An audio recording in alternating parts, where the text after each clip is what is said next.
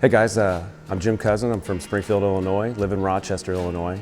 I've been coming to the school for 12 or 13 years. I was introduced to Marc Adams in this school through his VHS. That's right, a VHS, Routing 101. And as I've grown my skills over those last years, I have learned more sometimes in 20 minutes than I could in an entire year of my own time. And I just love this school, guys.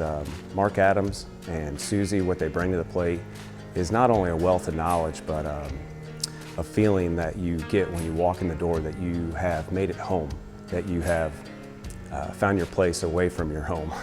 But as you came here this week, we're introduced to Andy, who is a phenomenal furniture cabinet maker. He's more of a hybrid, and we're going through his class this week, learning some basic construction of cabinetry, but taking that basic box and seeing how much farther we can get with it. What I'm learning as I spend more time here is that I'd love to come back here at some time and teach my own class. Now, what we deliver to you, I don't know about that yet, so that's still undetermined, but if you haven't spent time here, I highly recommend it.